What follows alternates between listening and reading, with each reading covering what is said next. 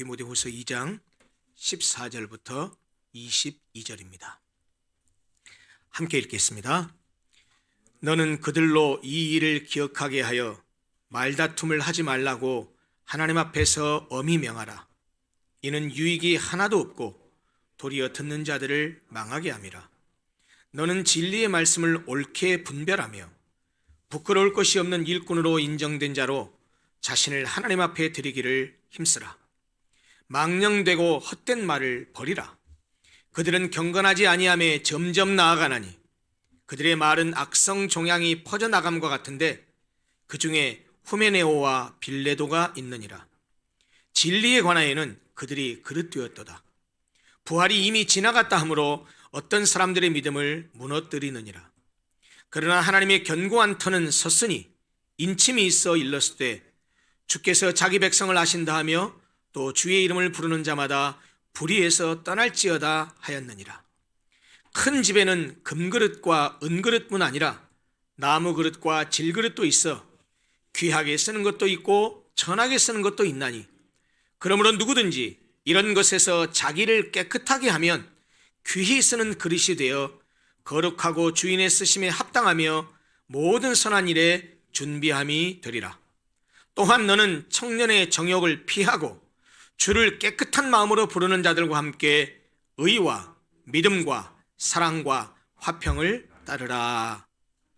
사도 바울이 목회자인 디모데와 디도에게 교회를 지도하고 다스리는 데 요구되는 지침을 주기 위해서 기록한 서신들, 즉 디모데전서와 디모데후서 그리고 디도서 이 세 권을 목회서신이라고 합니다.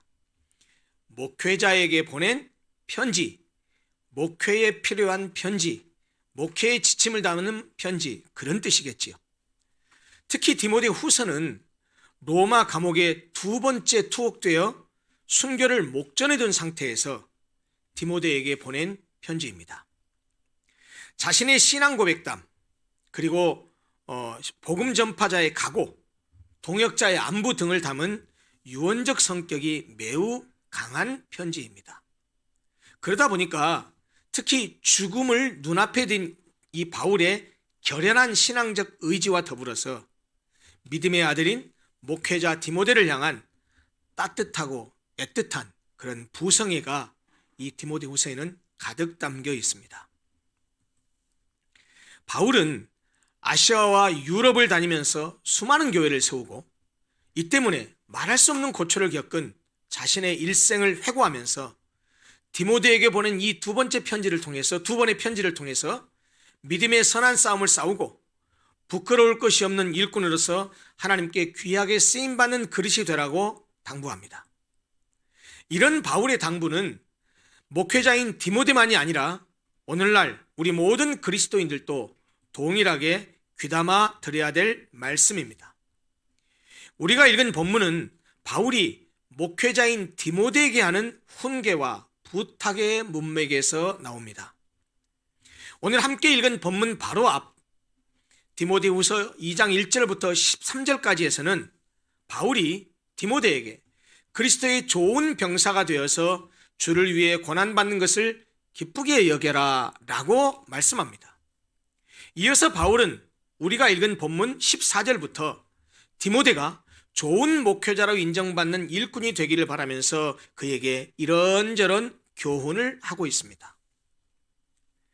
이 본문에는 바울이 후메네오와 빌레도라는 두 사람의 이름을 거명하고 있는데 그 사람들은 진리의 말씀을 그릇 가르치는 나쁜 일꾼으로 예시되어 있습니다. 그러면서 목회자 디모데에게 너는 이 후메네오와 빌레도와는 달리 너는 부끄러울 것이 없는 일꾼이 되도록 힘쓰라 라고 권면합니다. 그리고 오늘 우리가 핵심적으로 들여다보려고 하는 20절과 21절 말씀이 이어집니다. 제가 다시 한번 20절과 21절 말씀을 읽어보겠습니다.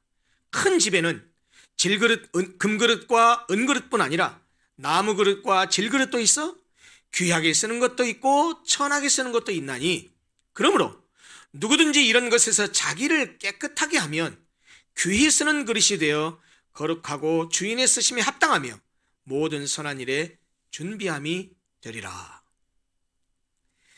20절에서 말하고 있는 큰 집은 넓게 보면 하나님의 나라로 이해할 수 있습니다. 그러나 바울이 이 목회자인 디모데에게 거짓 교사, 나쁜 일꾼이 되지 말고 너는 부끄러울 것이 없는 일꾼이 되라 라고 교훈하는 내용임을 감안하면 직접적으로는 교회의 공동체를 가리키는 것으로 보입니다. 다시 말하면 큰 집에는 이러저러한 그릇이 있다고 말했는데 직접적으로 말하자면 교회 공동체 안에는 교회에는 이러이러한 그릇들, 이러이러한 사람들이 있다라고 얘기하고 있다는 말입니다. 이런 문맥에서 본다고 한다면 20절에 귀하게 쓰는 그릇, 천하게 쓰는 그릇은 교회 안에 두 부류의 사역자, 즉 참교사와 거짓 교사를 가리킵니다. 귀히 쓰는 그릇과 천히 쓰는 그릇은 좋은 일꾼과 나쁜 일꾼, 좋은 교사와 나쁜 교사의 비유라는 말씀입니다. 그러나 본문은 단순히 사역자에게만 국한된 것이 아니라 저 같은 목회자에게만 국한된 것이 아니라 그리스도 안에 있는 모든 사람들, 특히 하나님 앞에 쓰임받아야 될 일꾼들에게 확장시켜서 적용할 수 있는 말씀입니다. 그러므로 우리는 본문의 말씀을, 특히 20절과 21절의 말씀을 저 같은 목회자나 사역자뿐만 아니라 우리 모든 그리스도인들에게 확장 적용함으로써 20절, 21절의 말씀을 이해하고 그 말씀을 통해서 우리에게 영적인 교훈을 얻고 그리고 그 말씀에 순종하게 되었으면 하는 마음이 간절합니다. 20절과 21절을 들여다보면 계속해서 반복되는 단어가 있습니다. 핵심어죠. 두 가지죠. 하나는 그릇, 하나는 쓴다라는 말이 계속해서 반복해서 등장합니다. 그런데 여러분, 그릇은 그 그릇의 주인이 사용하는 것입니다. 그렇기 때문에 그릇은 도구의 역할을 하는 것이죠. 따라서 그릇은 주인이 아니고 그릇 당사자의 입장에서 보면 그릇은 주인에게 쓰임받는 것입니다. 내가 무엇을 위해서 이렇게 사용해야지 이렇게 하는 것이 아니고 주인이 많은 그릇들 가운데 선택해서 자기의 용도에 맞게, 자기의 쓰임새에 맞게 그 그릇을 쓰는 것이죠. 그런데 바울은 본문에서 큰 집에는 재질에 따라서 다양한 그릇이 있다고 하면서 동시에 그 다양한 그릇들 외에 다른 말씀도 하는데 그게 바로 뭐냐면 그 다양한 그릇들이 서로 달리 사용되기도 한다라고 말하면서 어떻게 다르게 사용되는지에 대해서도 함께 언급하고 있습니다. 큰 집에는 금그릇과 은그릇뿐만 아니라 나무그릇과 질그릇도 있습니다. 교회에도 금그릇, 은그릇에 비견될 만한 사람들이 있는가 하면 나무그릇, 질그릇에 비견될 만한 사람들도 있습니다. 그런데 20절은 재질에 따른 그릇의 종류를 열거한 후에 그것과는 전혀 상관없는, 그것이 어떤 그릇이나에 상관없는 용도에 대한 말씀을 함께 하고 있습니다. 어떤 그릇은 귀하게 쓰이고 어떤 그릇은 천하게 쓰인다는 것입니다. 물론 금그릇이나 은그릇이 귀하게 사용되고 나무그릇이나 질그릇이 천하게 사용되는 것이 일반적이지요. 그러나 꼭 그런 것만은 아닙니다. 금그릇이나 은그릇은 너무 귀하고 비싼 그릇이기 때문에 꼭꼭 보관해 두었다가 그릇장 저 깊숙한 곳에 보관해 뒀다가 1년에 한두 번 중요한 일에 꺼내서 사용할 뿐입니다. 오히려 일상적이고 평범한 일에 아주 요긴하게 사용되는 그릇은 나무 그릇이나 질 그릇입니다. 결국 본문은 금, 은, 나무, 흙 등 어떤 재료로 만들어졌느냐가 아니라 그릇의 용도, 즉 주인에게 어떻게 사용되느냐에 그 초점이 맞추어져 있습니다. 한마디로 본문은 우리에게 금그릇이 되라 라고 하기보다는 귀하게 쓰임받는 그릇이 되라고 말씀하고 있다는 말입니다. 그러니 여러분, 혹시 오늘 이 본문 말씀을 읽으면서 그래, 내가 금그릇인가? 은그릇인가? 나무그릇인가? 질그릇인가 생각하다가 아이고 나는 금그릇도 은그릇도 아니야. 나는 그릇이라고 한다면 교회 안에 그냥 나무그릇이고 질그릇 같은 그런 존재야 라고 생각해서 의기소침하거나 낙심할 필요가 전혀 없습니다. 왜냐고요? 본문은 그릇의 재질에 따른 가치를 말하라는 것이 아니라 어떤 재질의 그릇이냐에 상관없이 그릇 중에는 귀히 쓰는 그릇이 있다는 사실을 통해서 우리 모두에게 하나님 앞에 귀히 쓰임받는 그릇이 되라고 권면하고 있기 때문입니다. 그렇습니다. 우리는 각기 서로 다른 그릇들입니다. 어떤 사람은 금그릇, 은그릇 같은 이들도 있고요. 어떤 사람은 나무그릇, 질그릇에 해당하는 이들도 있을 것입니다. 그러나 무엇으로 만들어진 그릇이든지 사용되지 않는 그릇, 쓰임받지 못한 그릇은 그것이 아무리 값비싸고 귀한 그릇이라 할지라도 존재 가치도 없고 효용 가치도 없는 그릇일 뿐입니다. 모름지기 그릇이라면 사용될 때 그 가치를 드러냅니다.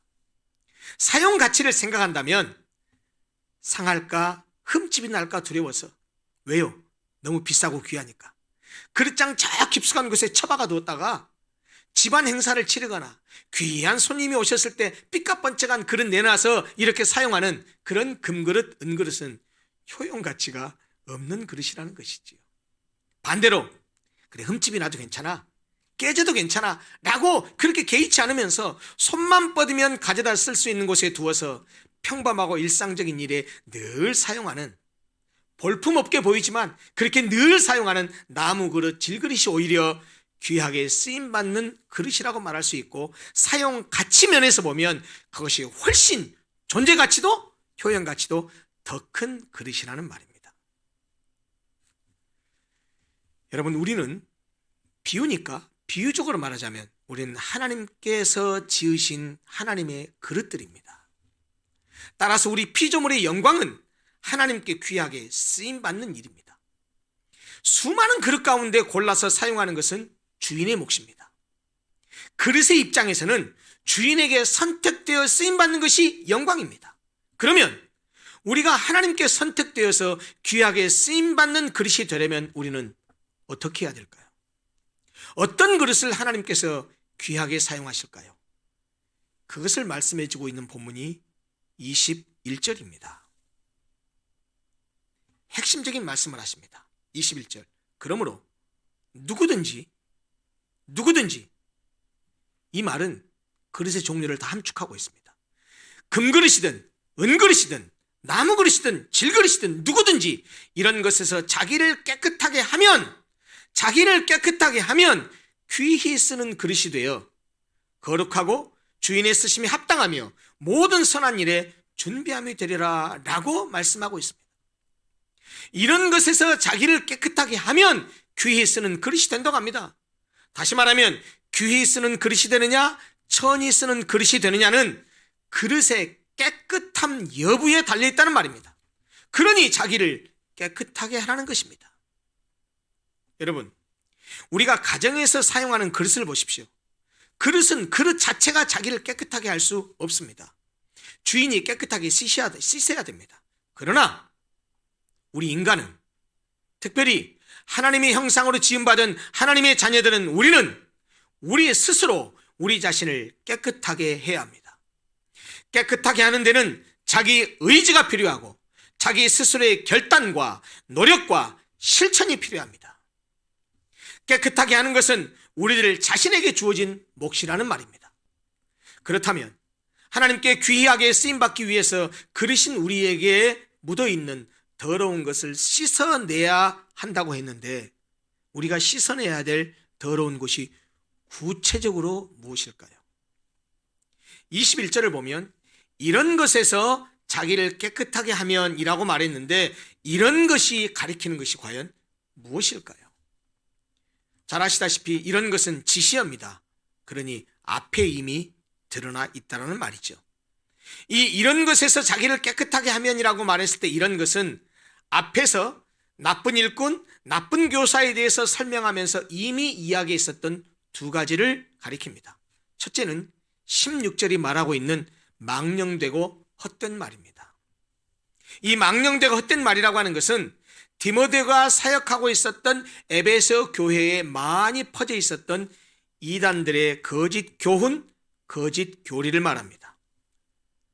이 잘못된 거짓 교훈과 거짓 교리를 자꾸 들으면 우리의 마음과 생각과 영혼과 육체가 다 더러워집니다. 우리의 마음과 생각과 영혼과 육체가 거짓 고음과 거짓 교리를 자꾸 듣게 되면 그것이 다 더러워져 버립니다. 그리고 그런 결과로 인해서 점점 더 경건하지 아니함에 나아가게 됩니다. 이 말은 점점 하나님으로부터 멀어진다라는 말이죠. 그리고 그것은 악성 종양처럼 퍼져나가서 다른 사람도 그렇게 만듭니다. 감염시킵니다. 그러므로 거짓 교훈, 거짓 교리와 같은 망령되고 헛된 말들로부터 깨끗이 해야 됩니다. 그래야 하나님께 쓰임받을 수 있습니다. 둘째로 19절에서 말하고 있는 마지막 부디 말하고 있는 불의입니다. 불의는 하나님과 사람 앞에 의롭지 않은 것을 말합니다. 구체적으로 말하면 불순종, 불신앙, 불성실, 부도덕을 말합니다. 그래서 19절은 주의 이름을 부르는 자마다 불의에서 떠날지어다 라고 말합니다. 무슨 말입니까? 예수를 믿는 그리스도인은, 하나님을 아버지라고 부르는 사람은, 예수 그리스도를 주라고 부르는 사람은 불의에서 떠나라는 겁니다. 불신앙에서, 불순종에서, 불성실에서, 부도덕에서 떠나라고 말합니다. 불의로부터 자신을 깨끗이 해야 됩니다. 그래야 하나님께 쓰임받을 수 있습니다.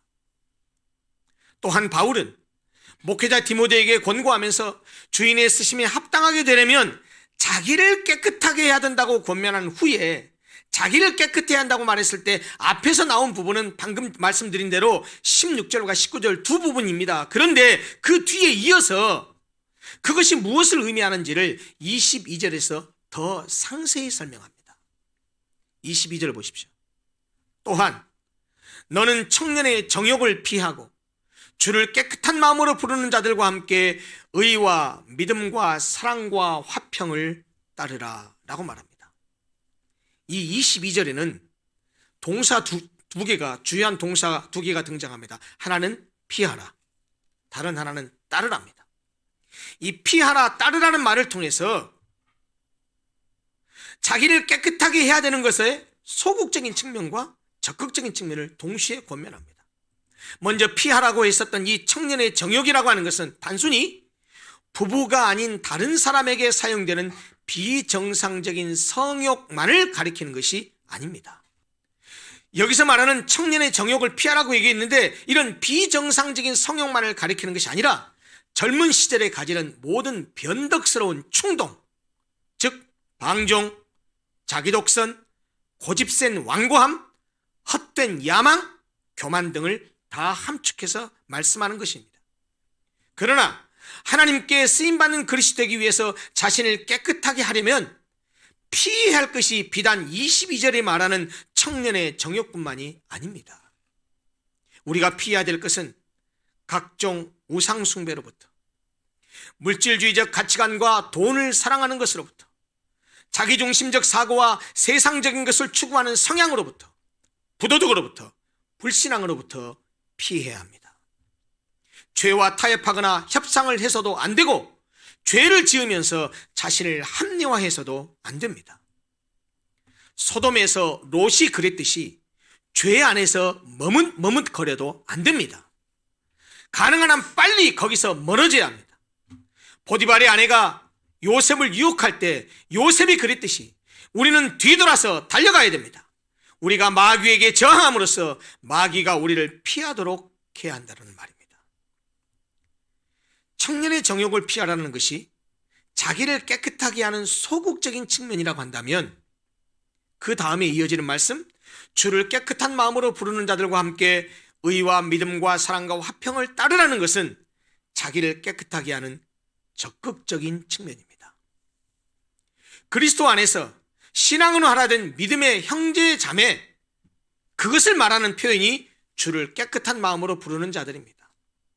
주를 깨끗한 마음으로 부르는 자들과 함께하라는 말은 그리스도 안에서 신앙으로 하나 된 믿음의 형제 자매들과 함께하라는 말입니다. 그들과 함께 의와 믿음과 사랑과 화평을 따르라는 것은 신앙 공동체와 함께하라는 말입니다. 함께 예배하고, 함께 성경을 배우고, 함께 기도하고, 함께 삶을 나누라는 말입니다. 바로 그것이 의와 믿음과 사랑과 화평을 따르는 것이기 때문입니다. 세상에도 많은 모임들이 있습니다. 그러나 신앙 공동체의 모임이 아닌 세상 사람들의 모임은 결코 우리에게 영적인 유익을 가져다 주지 못합니다. 그렇다고 제가 여러분에게 신앙 공동체의 모임이 아닌 다른 사회생활을, 다른 모임을 절대 하지 마십시오, 이렇게 말씀드리는 것이 결코 아닙니다. 그렇다고 한다면 우리가 세상 속에 살 수가 없겠죠. 사회생활을 하지 말라는 말이 아닙니다. 자신을 깨끗하게 하기 위해서는 주를 깨끗한 마음으로 부르는 자들과 함께 의와 믿음과 사랑과 화평을 따르는 일을 자주 해야 된다는 말입니다. 주를 깨끗한 마음으로 부르는 자들과 함께 예배하라는 말이고, 주를 깨끗한 마음으로 부르는 자들과 함께 찬양하라는 말이고, 주를 깨끗한 마음으로 부르는 자들과 함께 말씀을 들으라는 말이고, 주를 깨끗한 마음으로 부르는 자들과 함께 기도하라는 말입니다. 더 구체적으로 말씀드린다면 주일 예배 외에도 성경 공부하는 모임에, 기도하는 마음에 동참하라는 말입니다. 오늘날 현대의 교회는 갈수록 모이기에 힘쓰지 않는 것 같습니다. 교회에 모이기보다 세상 속에서 모이기를 더 즐겨합니다. 그러나 여러분 너무나 잘 아시겠지만 히브리서 10장 25절은 우리에게 이렇게 권면합니다. 모이기를 피하는 어떤 사람들의 습관과 같이 하지 말아라. 오히려 종말이 가까울수록 사람들이 오히려 모이기를 피하는 그런 시기가 계속될수록 너희들은 오히려 반대로 모이기에 더욱 힘쓰라 라고 말합니다. 성경 전체가 강조하는 것 중에 하나가 뭔 줄 아십니까? 창세기부터 요한계시록까지 계속해서 공통적으로 강조하는 것 중에 하나는 하나님은 자신의 목적을 성취하기 위해서 깨끗한 그릇, 즉 의의 무기를 사용하신다는 것입니다. 아무리 비싸고 귀한 그릇이라 해도 더러운 오물이 묻어있는 그릇을 누가 사용하겠습니까? 아무리 값비싸고 아끼는 그릇이라 해도, 아무리 좋은 재료로 만든 그릇이라 해도 더러우면 사용할 수 없습니다. 그릇은 깨끗해야 쓰임받을 수 있다는 말입니다. 여러분 자신은 어떤 그릇이라고 생각하십니까? 금그릇, 은그릇이라고 생각하십니까? 아니면 나무그릇, 질그릇이라고 생각하십니까? 그러나 여러분, 내가 무슨 그릇이냐는 전혀 중요하지 않습니다. 종종 우리는 금그릇, 은그릇을 귀하게 생각한 나머지 나는 금그릇이 될 거야, 나는 은그릇이 될 거야 라고 금그릇, 은그릇이 되는 데에 너무 큰 관심을 보입니다. 그러나 금그릇, 은그릇 너무 좋아하지 마십시오. 왜냐고요? 금그릇, 은그릇은 너무 귀하다 보니까 보통 장식용, 관상용으로 많이 사용합니다. 사실 금그릇, 은그릇은 너무 귀하기 때문에 장식용, 관상용으로만 사용된다는 말이에요. 겉으로 화려함만 드러내면 그만입니다. 아까 말씀드린 대로 아주 특별한 날에만 쓰임받는 것이 보통입니다. 아주 깊숙한 곳에 보관해서 잘 사용하지도 않습니다. 흔하게 사용하기는 너무 부담스럽기 때문이죠. 늘 편하게 쓰기에도, 항상 쓰임받기에도, 자주 사용하기에도 부담스러운 그릇입니다. 그러나 오히려 천하게 보이는 나무 그릇과 질그릇은 여러 곳에 다양한 용도로 아주 요긴하게 언제 어디서나 자주 그리고 꼭 필요한 때 쓰임받습니다. 그래서 오히려 그런 그릇들은 쓰면 쓸수록 빛이 나고 광택이 납니다. 제가 지금 여러분에게 금그릇, 은그릇이 되지 말고 나무그릇, 질그릇이 되라는 말을 하고 있는 겁니까? 그 말이 아니잖아요. 우리가 무슨 그릇이냐는 전혀 중요하지 않습니다. 내가 어떻게 쓰임받느냐가 중요하다는 말입니다. 무엇으로 만들어졌든지 어떤 그릇이든지 주님께 쓰임받는 그릇이 되는 것이 중요합니다. 그것도 귀하게 쓰임받는 그릇이라고 한다면 그것이 우리에게 얼마나 복되고 영광스러운 일이겠습니까? 여러분, 만물은 하나님이 지으신 모든 피조물들은 자기를 지으신 자를 위해서 지음받은 자기의 본성을 따라서 자기가 있어야 될 마땅한 그 위치에서 자기의 고유한 달란트대로 자기를 표현하면서 하나님을 찬양합니다. 하늘은 하늘대로, 바다는 바다대로, 계곡은 계곡대로, 새들은 새들대로, 꽃들은 꽃들대로 그렇게 쓰임받습니다. 여러분, 마땅히 있어야 할 위치에 있는 것, 그것이 창조주의 영광이며 피조물의 생명입니다. 우리 모두는 그리스도인으로 부름받아서 그리스도의 편지로 세상에 보냄을 받았습니다. 하나님의 집에 필요한 소용대로 각기 다른 형태의 그릇들로 부름받았다는 말입니다. 따라서 우리는 나를 부르신 주님이 언제든지 나를 쓰실 수 있도록 준비해야 합니다. 자기를 깨끗하게 해야 된다는 말입니다. 율법서에 보면, 모세오경에 보면 이런 말씀들이 반복되어서 나오는 것을 발견합니다. 내가 거룩하니 너희도 거룩하라. 거룩하신 하나님께서 하시는 말씀입니다. 내가 거룩하니 내 백성된 너희도 거룩하라. 이 말씀처럼 우리는 세상으로부터, 정욕으로부터, 죄로부터 구별되는 것, 그것이 바로 자기를 깨끗하게 하는 것이요, 그것이 바로 하나님께 귀하게 쓰임받기 위한 출발점입니다. 사랑하는 성도 여러분, 우리 모두 하나님께 귀하게 쓰임받는 그릇이 되십시다. 우리가 무슨 그릇이냐는 전혀 중요하지 않습니다. 하나님께 쓰임받느냐가 중요합니다. 아무리 좋은 그릇이라도 쓰임받지 못하고 버려지면 아무 소용이 없습니다. 도끼는 자기가 나무를 잘랐다고 뽐낼 수 없습니다. 그것은 도끼 주인인 나무꾼만이 할 수 있습니다. 나무꾼이 그 도끼를 만들었고 그 도끼를 날카롭게 했고 그리고 그가 그 도끼를 사용하기 때문입니다.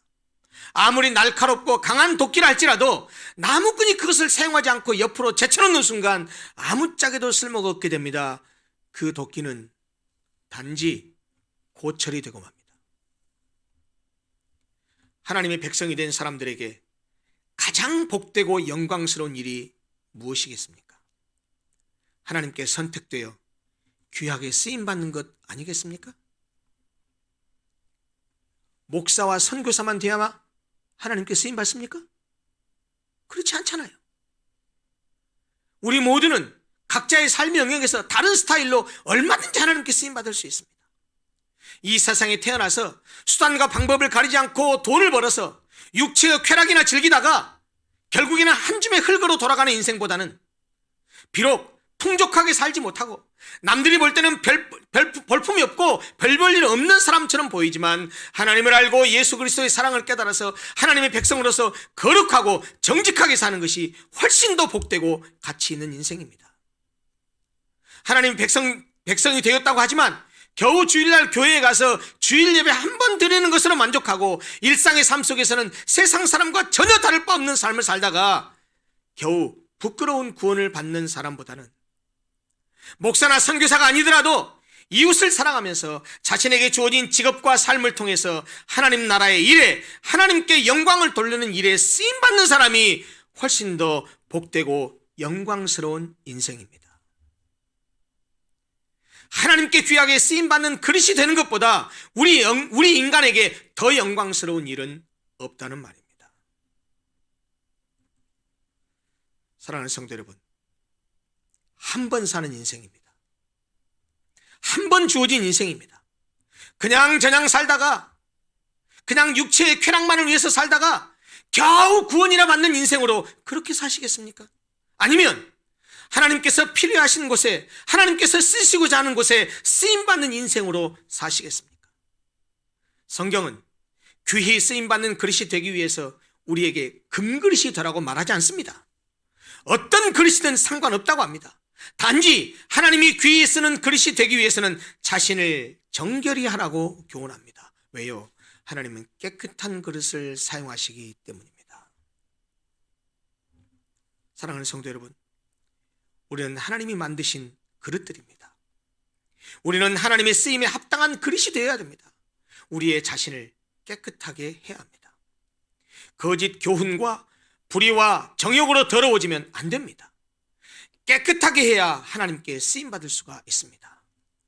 뿐만 아니라 우리는 항상 믿음의 공동체 속에 함께하는 것이 중요합니다. 함께 모여서 예배드리고, 함께 모여서 기도하고, 함께 모여서 찬양하고, 함께 모여서 말씀을 나누고 살 때 우리가 하나님의 귀하게 쓰임받는 그릇으로 깨끗함을 유지할 수 있습니다. 우리 모든 성도들은 자기를 깨끗이 해서 하나님께 귀하게 쓰임받는 그릇이 되시기를 간절히 소원합니다. 설교를 마무리하면서 유진 피터슨이 일상의 언어로 번역한 메시지 성경이라는 게 있습니다.